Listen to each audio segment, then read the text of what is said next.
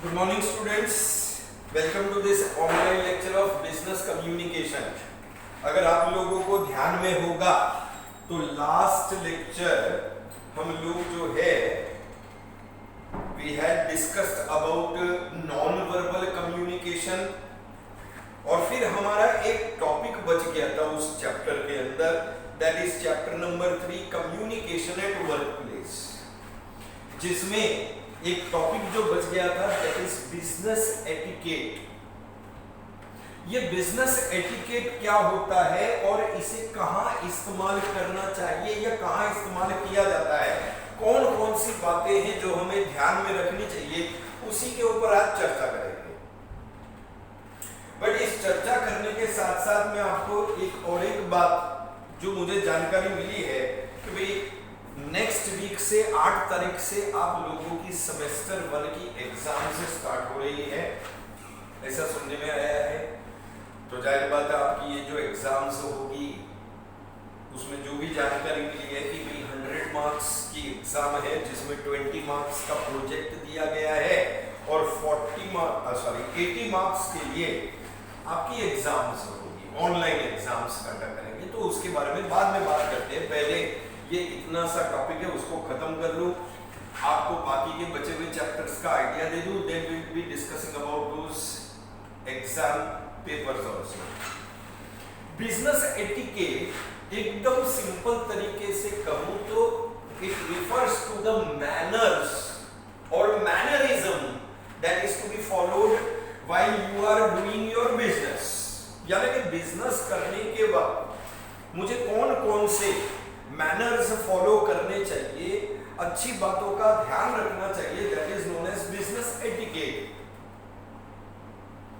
अब ये मैनर्स मुझे कहां कहां फॉलो करने हैं, यानी कि अगर types of business etiquette, phone पर बातें करने के वक्त, हाथ मिलाते वक्त, क्यूबिकल में ऑफिस में बिजनेस मील के लिए जब हम जाते हैं या बिजनेस कार्ड जब हम किसी को देते हैं, विजिटिंग कार्ड जब हम किसी को देते हैं, तो उस वक्त क्या मैनर्स हमें ध्यान में रखना चाहिए। सिंपल सा है, आप रीड करोगे तो भी अपने आप समझ में आ जाएगा कि फोन पर बातें करने के बाद टॉक क्लियरली, यानी कि साफ साफ साफ। और कई लोगों को ऐसा होता है कि वो इस तरह से कान पे फोन लगा लेते हैं और फिर वो लोग जब बात करते हैं तो सामने वाले को क्लियरली सुनाई नहीं देता क्या बोल रहे हैं क्या नहीं बोल रहे हैं। इस तरह से ना करें, क्लियरली बात करें, शब्दों में क्लैरिटी होनी चाहिए, सेंटेंस में क्लैरिटी होनी चाहिए, थॉट में क्लैरिटी होनी चाहिए, that is number 1। Number 2, phone पर बातें करने के वक्त बार बार जोर से ना चिल्लाएं। हेलो हेलो जोर से चिल्लाएं, आप फोन पर बात कर ले, सामने वाले तक आपकी आवाज आराम से सुन रही है। सो डोंट शाउट, बहुत धीमे भी बात ना करें और बहुत जोर से चिल्ला चिल्ला करके भी बात ना करें। फोन पर बातें करने के वक्त इस बात का ख्याल रखें कि आप कोई भी अपशब्द का इस्तेमाल नहीं करेंगे या फाउल लैंग्वेज यूज नहीं करेंगे। सो इस तरह से फोन पर बातें करने के वक्त जो है आप ध्यान रखेंगे। नंबर 2 है हैंडशेक। जाहिर बात है जब हम बिजनेस के लिए जाते हैं तो हम कई लोगों से मिलते हैं, ये क्लाइंट्स हो सकते हैं, कस्टमर्स हो सकते हैं, गवर्नमेंट ऑफिशियल्स हो सकते हैं, किसी दूसरी कंपनी के रिप्रेजेंटेटिव्स होते हैं। तो जाहिर बात है जब हम इनसे मिलते हैं तो हम इनसे हाथ मिलाते हैं। हाथ मिलाने के भी अपने कुछ तौर तरीके हैं या एटिकेट्स हैं। सबसे पहली बात, जब हाथ मिलाएं तो सामने वाले से पूरा हैंडशेक होना चाहिए। पूरा हैंडशेक मतलब कई लोग कैसा होता है कि वे लोग हाथ मिलाते हैं तो हाथों को फोल्ड भी नहीं करते, जस्ट अपना हाथ दे दिया इस तरह से। तो just giving your hand is not sufficient, hold the hand properly. कुछ लोगों की बुरी आदत होती है कि वो बहुत कस के हाथ पकड़ते हैं, ऐसा भी नहीं होना चाहिए। हाथ फॉर्मली होल्ड करें, लेकिन फॉर्मली के साथ साथ आपकी ग्रिप जो है वो सामने वाले को तकलीफ ना दे, दैट इज इम्पोर्टेंट। एक और एक प्रॉब्लम ये होता है कि कई लोग हाथ मिलाने के बाद उन्हें समझ में नहीं आता है कि हाथ कब छोड़ देना है। While shaking the hands, you hold the hand for a few seconds and then you leave it. आपको पकड़ के नहीं रखना है। खास करके महिलाओं के हाथों को तो बिल्कुल भी लंबे समय के लिए होल्ड ना करें, ठीक है। हाँ, many a times जब आप हाथ मिलाने के वक्त अपना इंट्रोडक्शन दे रहे हैं या सामने वाले का इंट्रोडक्शन ले रहे हैं, तो at that time or at that moment you can keep on holding the hand. But otherwise handshake किया। So handshake के भी क्यूबिकल किसे कहते हैं? आजकल ऑफिसेज में ना हाफ साइज के कैबिन्स होते हैं, यानी कि instead of having personal cabins, office का जो पूरा स्पेस है वो पूरा स्पेस छोटे छोटे कैबिन्स में डिवाइडेड होता है। It is divided into small cabins, और ये कैबिन्स एक दूसरे के नजदीक होते हैं, ठीक है। They are near one another. तो ये छोटे 4 फुट के जो कैबिन्स हैं, जो कहने के लिए पर्सनल भी है और ओपन भी है, इन्हें क्यूबिकल्स कहा जाता है, जहां पर हर इंडिविजुअल को बैठने के लिए एक चेयर दिया गया है, एक टेबल है जिसके ऊपर लैपटॉप या कंप्यूटर है, टेलीफोन है। बैंक्स में, इंश्योरेंस कंपनीज में आप इस तरह के क्यूबिकल्स कॉमनली देखेंगे। अब इन क्यूबिकल्स के लिए भी कुछ मैनर्स हैं जो आपने फॉलो करने हैं या एटिकेट्स हैं, कि दूसरे के क्यूबिकल में बार बार न झांके। यदि वो फोन पर बात कर रहा है तो उसकी बातों को सुनने की कोशिश ना करें। You keep yourself busy in your work. Don't take things from other persons cubicle, कि भाई तेरे को अपना खुद का स्टेपलर नहीं मिल रहा है तो तूने दूसरे के क्यूबिकल में जाकर के उसका स्टेपलर ले आया। उसके लैपटॉप में ताका झाकी ना करें, सो दैट इज क्यूबिकल। उसी तरीके से ऑफिस के भी आपके कुछ एटिकेट्स हैं। ऑनेस्ट रहें, ईमानदारी से, ताकि लोग आपके ऊपर भरोसा और विश्वास कर सकें। चुगली ना करें, गॉसिपिंग ना करें, ठीक है ना, दूसरों को बदनाम करने की कोशिश ना करें। एक ओपन माइंड से ऑफिस में अपना बिहेवियर अच्छा रखें। बिजनेस मील्स, यानी कि यदि ऑफिस के कामकाज से या बिजनेस के कामकाज के सिलसिले से अगर आपको किसी क्लाइंट के साथ, कस्टमर के साथ, गवर्नमेंट ऑफिशियल के साथ या ऑफिस के स्टाफ के साथ खाना खाने के लिए जाना है, तो उसके भी कुछ एटिकेट्स हैं। अब इसमें एटिकेट्स दो हिस्सों में बढ़ जाते हैं कि अगर मान लो आप होस्ट हैं तो आपके थोड़े बहुत कुछ एटिकेट्स रहेंगे, और अगर आप इनवाइटेड गेस्ट हैं तो गेस्ट होने के नाते आपके अपने एटिकेट्स रहेंगे कि भाई जो भी लंच के लिए या डिनर के लिए जो टाइम डिसाइड हुआ है समय पर पहुंच जाए, देर ना लगाए, नंबर 1। नंबर 2, होस्ट होने के नाते आप गेट पर सभी को वेलकम करेंगे। सारे आ जाने के बाद अंदर जाएंगे, ठीक है। सब बैठ जाने के बाद आप अपनी पसंद का खाना ऑर्डर नहीं करेंगे। Let everyone order the food as per their taste and preference. खाना खाने के वक्त जो भी आप बातचीत कर रहे हैं वो कम होनी चाहिए, ठीक है। शोर शराबा ना करें रेस्टोरेंट या होटल के अंदर, that is one important thing, क्योंकि आप उधर बिजनेस लंच या डिनर के लिए गए हैं। सो बिहेव योरसेल्फ। ऐसा नहीं है कि आपका खाना खत्म हो गया तो आप टेबल से उठ गए, हाथ धोने के लिए चले गए और दूसरे लोग खा रहे। Let everyone finish their meals and then go for washing your hands. या नॉर्मली अगर आप अच्छे होटल में गए हैं तो फिंगर बाउल आपको वहीं पर टेबल पर ला के दिया जाएगा, ठीक है। सो बातचीत को टू द मिनिमम रखें, एक सॉफ्ट कॉन्वर्सेशन रखें और अकॉर्डिंगली टेबल मैनर्स को फॉलो करें। बिजनेस कार्ड या विजिटिंग कार्ड से संबंधित भी कुछ एटिकेट्स हैं या मैनर्स हैं। मेन चीज क्या है कि विजिटिंग कार्ड अगर मान लो किसी को देना पड़े तो आपकी विजिटिंग कार्ड की जगह फिक्स होनी चाहिए कि आपने जेब में हाथ डाला, कार्ड निकाला और दिया। ऐसा नहीं होना चाहिए कि विजिटिंग कार्ड देने इधर आप ढूंढ रहे हैं, ये चीज नहीं होनी चाहिए। नंबर 2, कार्ड के ऊपर लेटेस्ट डिटेल्स हो, ठीक है। जाता है तो वो लोग का विजिटिंग कार्ड के ऊपर जो फोन नंबर दिया हुआ है उसको वो लोग कट करके है पेन से ऐसा ऐसा कट करेंगे और फिर अपने हाथों से ऐसे करके नंबर लिख देंगे। ये खराब लगता है। अगर आपका फोन नंबर चेंज हो गया है, नए विजिटिंग कार्ड छपवाएं, किसी के दिए गए विजिटिंग कार्ड के ऊपर ना लिखें। कई लोगों को बुरी आदत होती है विजिटिंग कार्ड की बैक साइड में लिख लेते हैं। तो ये सारी चीजें हैं जो आपको बिजनेस कार्ड या विजिटिंग कार्ड से संबंधित ध्यान में रखनी है। These are etiquettes or you can say manners that you need to follow। तो इसके हिसाब से अगर हम देखें तो हमारा तकरीबन ये चैप्टर कंप्लीट हो जाता है।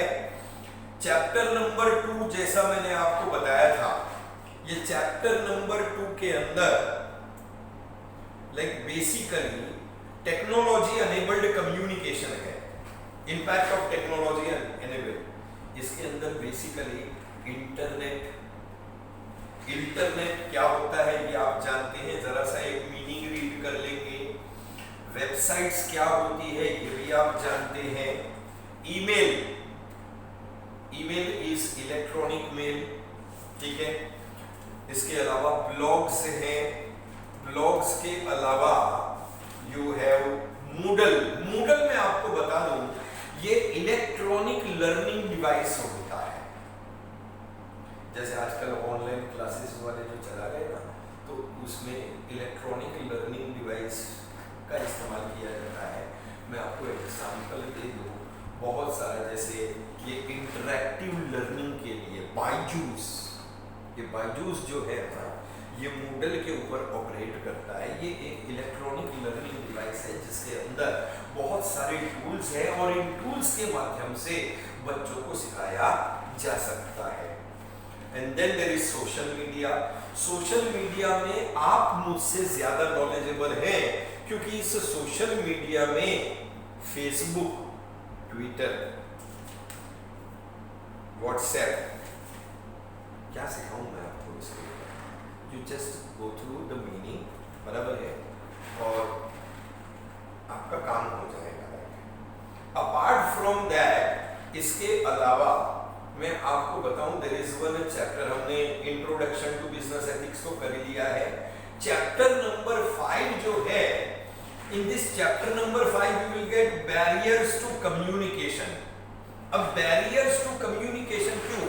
क्योंकि कई बार जब हम कम्युनिकेट करते हैं तो उस कम्युनिकेशन में किसी किस्म की रुकावट या बाधा आ जाती है और हम सामने वाले से प्रॉपरली कम्युनिकेट नहीं कर पाते हैं। अभी इसमें अलग अलग प्रकार के बैरियर्स या रुकावटें हो सकती है जो आपको इधर अलग अलग कैटेगरीज में दी है। फिजिकल बैरियर में साउंड है। जैसे अगर आपको ध्यान में होगा लास्ट ईयर, मैं इस साल की बात नहीं कर रहा हूँ, पिछले साल इधर बाजू में कंस्ट्रक्शन चल रहा है और वो लोग बेसमेंट के लिए डिगिंग कर रहे थे। पूरे दिन उनकी मशीन चलती थी और हम लोग यहाँ पर क्लासरूम में जब सिखाने की कोशिश करते थे तो हमें जोर से चिल्लाना पड़ता था। उनकी मशीनों की वजह से कई बार हमारी आवाज बच्चे सुन नहीं पाते थे। तो साउंड एक फिजिकल बैरियर हो सकता है, डिस्टेंस एक फिजिकल बैरियर हो सकता है कि आप में और मुझ में दूरी है, डिस्टेंस है और इतना डिस्टेंस है कि हम प्रॉपर्ली कम्युनिकेट नहीं कर पा रहे। सिमेंटिक बैरियर्स यानी कि भाषा के बैरियर्स हो सकते हैं। अलग अलग भाषा का इस्तेमाल करने वाले लोग अलग अलग मीनिंग निकालते हैं एक ही शब्द का। एक सिंपल सा एग्जांपल दे दूं कि एक ऑर्डिनरी पर्सन के लिए पेटी का मतलब होता है बॉक्स, और बिजनेस के लैंग्वेज में या अंडरवर्ल्ड की भाषा में पेटी का मतलब होता है 1 लाख। खोखा कार्टन बॉक्स को बोलते हैं और कुछ लोग खोखा का मतलब 1 करोड़ बोलते हैं। घोड़ा, अब घोड़ा आप और मैं अगर दिमाग लगाए तो हॉर्स एक जानवर है, अंडरवर्ल्ड की भाषा में घोड़ा का मतलब होता है बंदूक।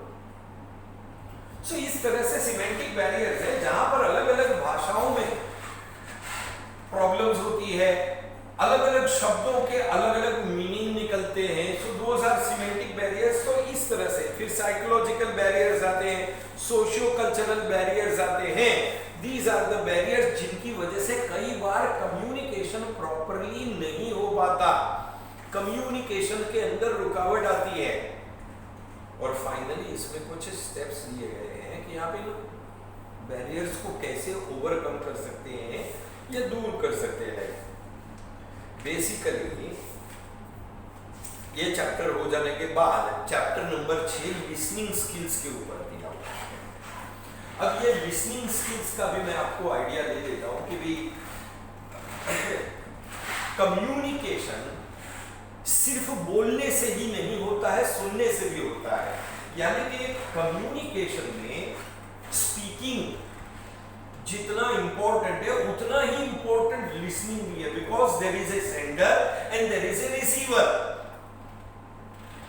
सो कम्युनिकेशन सक्सेसफुल होने के लिए लिसनिंग प्रॉपर होना चाहिए, and that is why we have this concept of listening skills.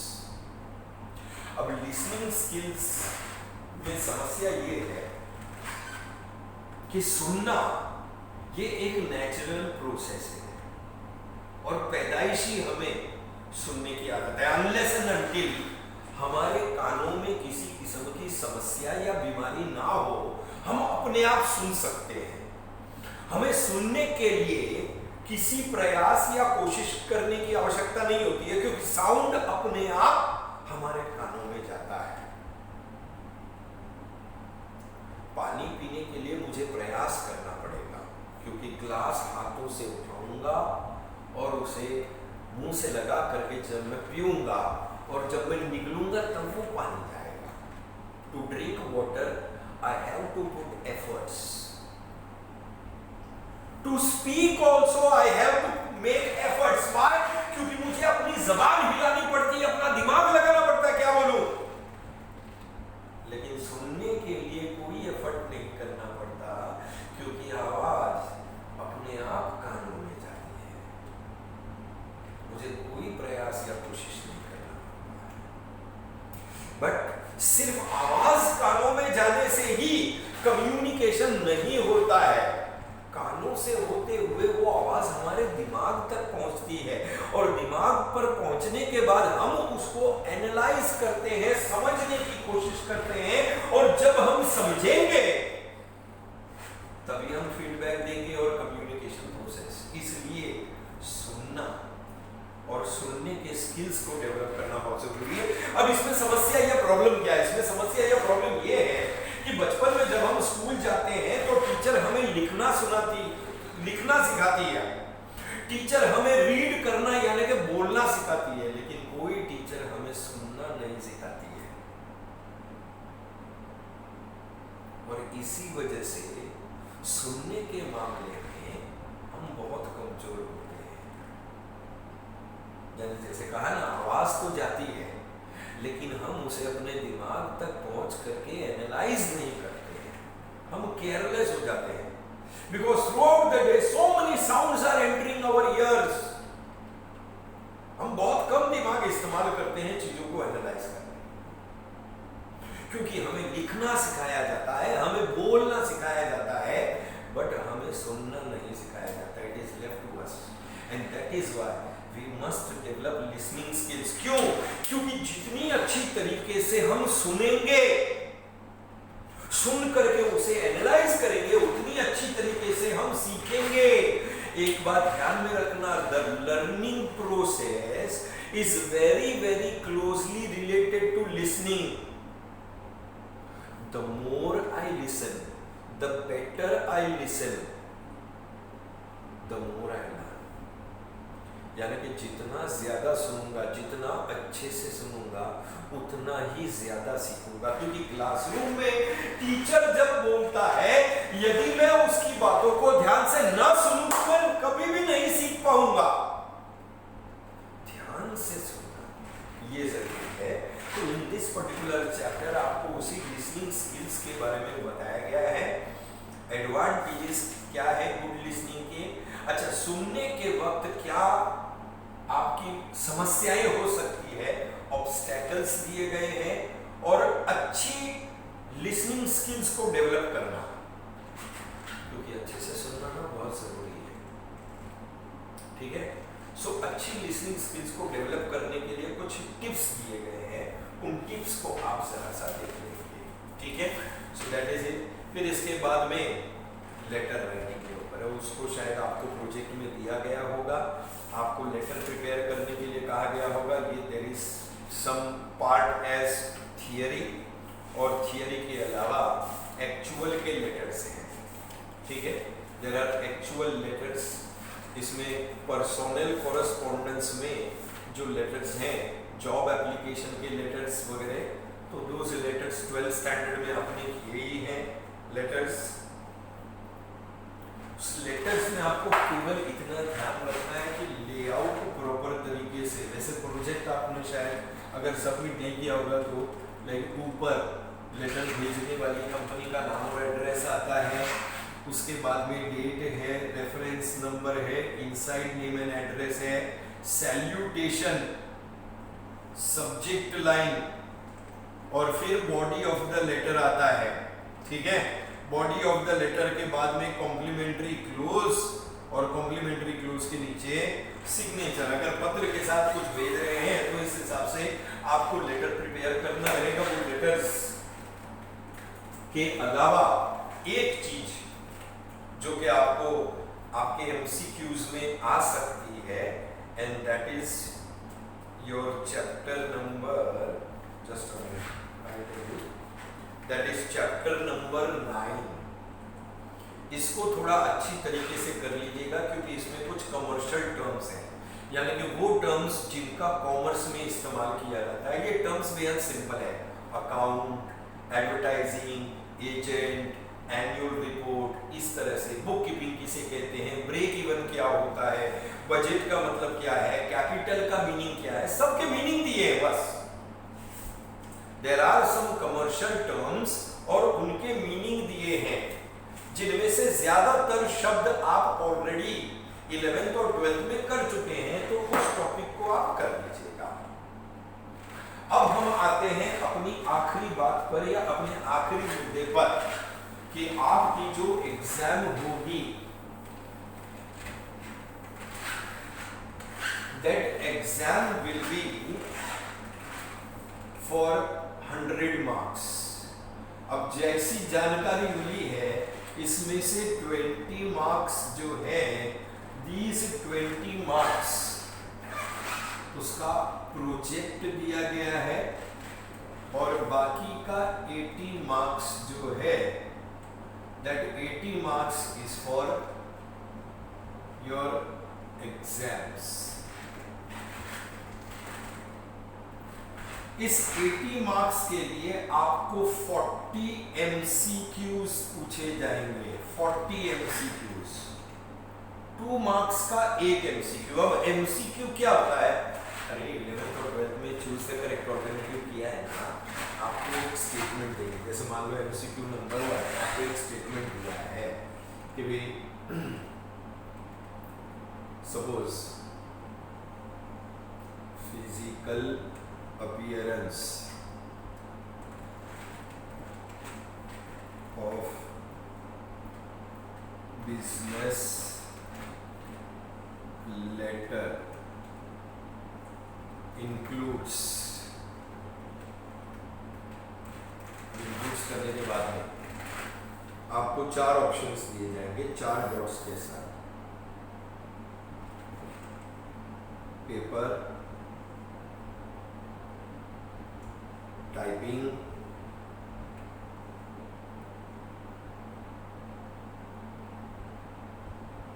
तीसरा एनवेलोप,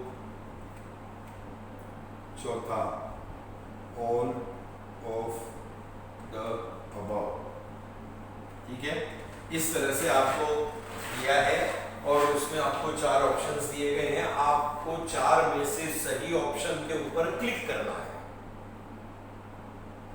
तो जैसे फिजिकल अपीयरेंस में, अब मैं आपको बता दूं, फिजिकल अपीयरेंस में पेपर भी आता है, टाइपिंग भी आता है, एनवेलोप भी आता है। तो सही जवाब क्या है? All of the above. तो मैं क्या करूंगा, इधर जाके टिक करूंगा। जब मैं टिक करूंगा तो ये डार्क हो जाएगा। ये सिलेक्ट कर लेने के बाद फिर नीचे सबमिट का ऑप्शन आएगा। मैं अपने जवाब को सबमिट।